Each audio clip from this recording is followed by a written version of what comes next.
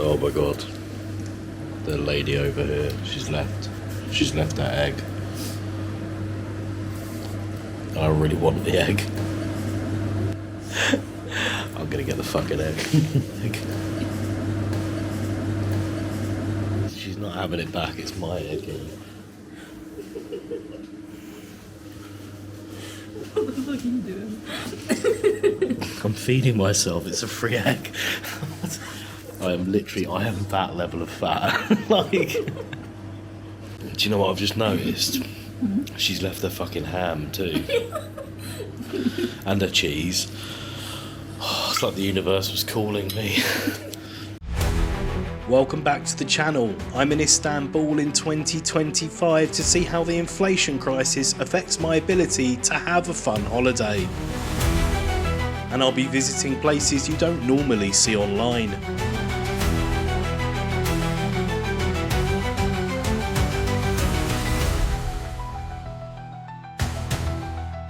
This is Istanbul Unseen. I've finally upgraded to fancy titles. Oh god. For day one we're exploring the city and visiting a Venetian Mall. Skip ahead a minute if you don't want to see the journey to Turkey. We start with a 2-hour journey to Bristol where we stayed for a night and ate gourmet food. And saw the world's most misplaced sign. There it is. The next morning we got the airport bus. It was £15 return. Bristol is an amazing city, but the journey wasn't that exciting. Cool street art though. After that headache, we arrived at the airport 30 minutes later.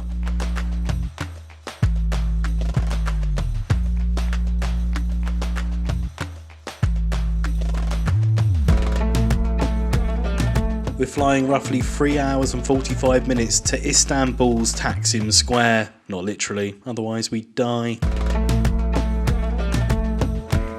The journey was uneventful. I was watching my favourite vloggers and cursing at these parents for not picking up their child's crumbs, you bastards. Now the walk from Istanbul airport to the metro is about 10 minutes and it's a bit of a confusing journey. Follow the signs, hope for the best. Take the M11 to Gayrettepe.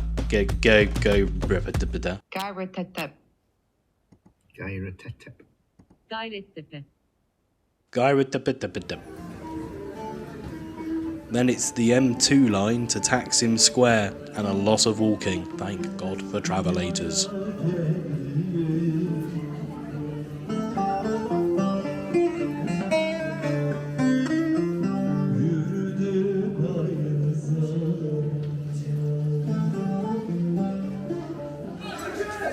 No matter where I go, I can't seem to avoid football fans. Well, we finally reached Taksim Square. Yeah, it's nice. Cold, nice. Very cold. We're staying at the Balkan Hotel, nestled around the back rooms of the city. The next morning we had our included Turkish breakfast in their own cafe opposite. Turkish breakfast can have over 30 items, so this is just a small version. Keeps you going, especially with the amount of bread they give you.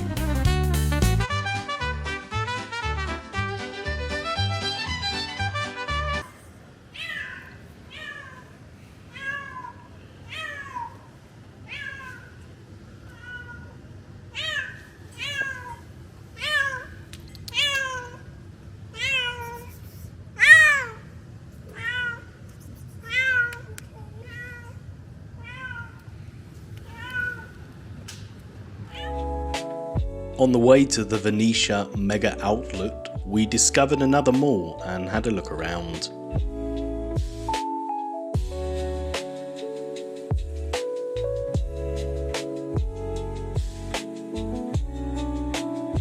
Remember kids, hydration is very important. So we're in a supermarket to find water. Actually the first Turkish supermarket we've been in. I just love seeing what people buy and like what products they have and stuff. And you do get some exciting food. I've lost Alana. Where is she? Oh, she was hiding behind the pineapples. There's a lot of bread as well. Like, they really love bread here. Look at that.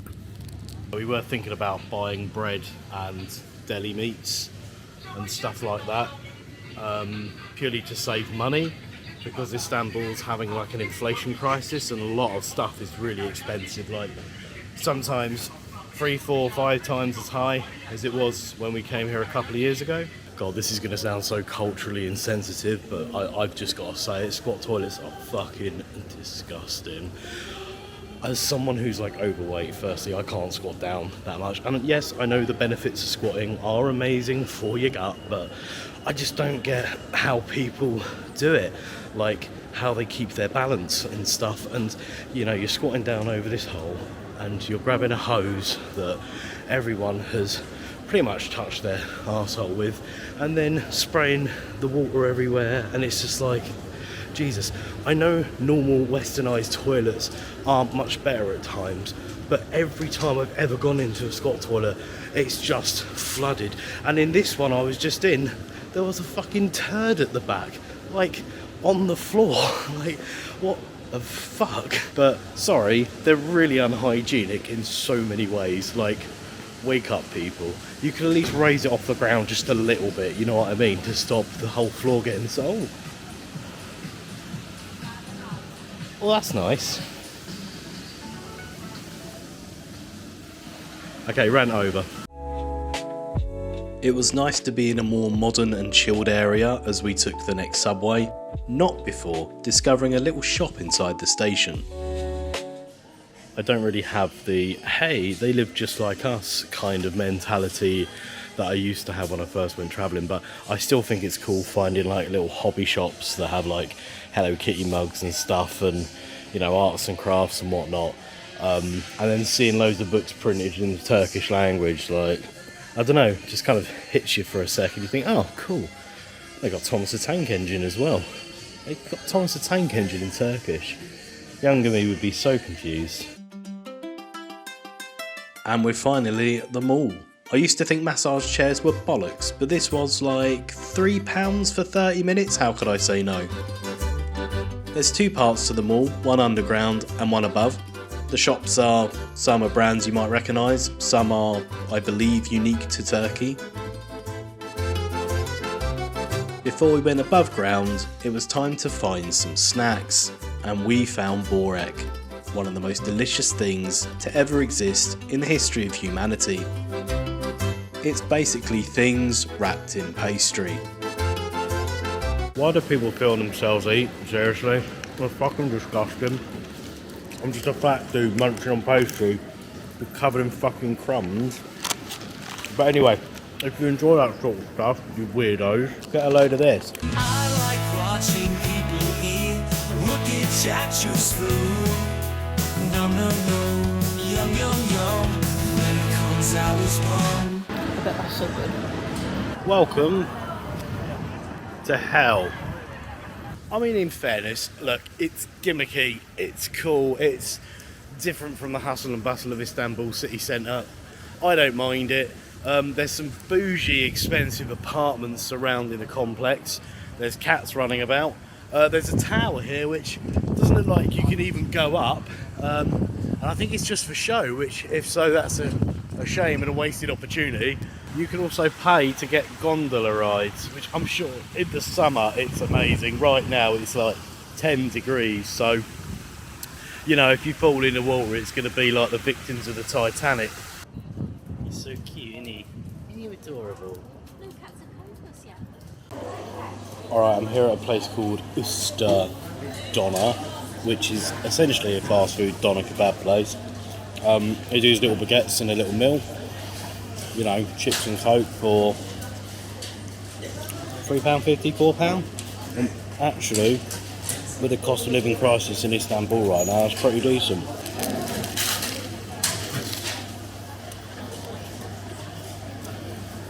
It's alright. That's right. Right, let's try the doner one. There's no like salad in it whatsoever. It's literally just the meat. You know, a tomato wouldn't go amiss, but nah, whatever. It fills the hole for the price. One thing I'm proper surprised about walking around Istanbul again is just the level of detail to finishing touches of architecture is non-existent, basically. You'll notice this if you go into like a toilet and you look at caulking around tiles and stuff like that.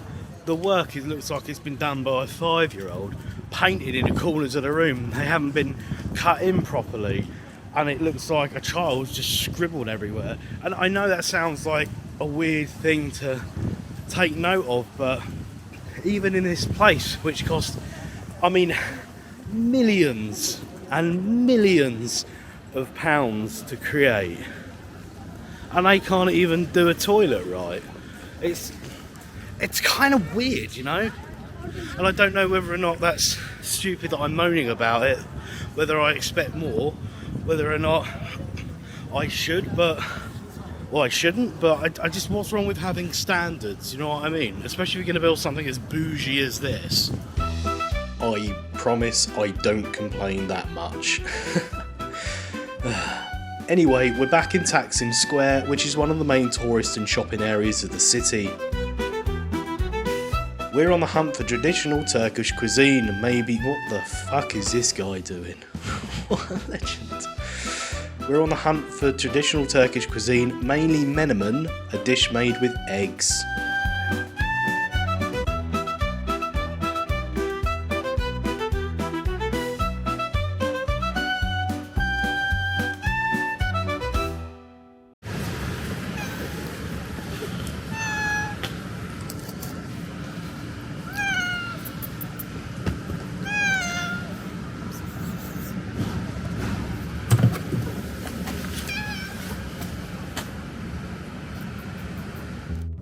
We went to this restaurant ran by a really lovely guy who was from, I want to say Syria, I can't remember. But he was so friendly and attentive, so if you get a chance, go here. A whole lot is coming to about £20, which is mainly because of the inflation in Turkey. I think it probably would have been half the price, but yeah, it's still pretty decent actually. I'm going to try the menemen, which I've never had before. I'm very excited to try. Let's give it a go. It's basically scrambled egg and tomato in a sauce. So here it is. Can't go wrong with that.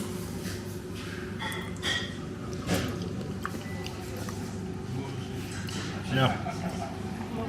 A lot of this stuff is like comfort food. Easy to make. Nice punch of flavour. It's nothing that you're going to like rave home about for a million years, but it's just like a really decent meal, essentially.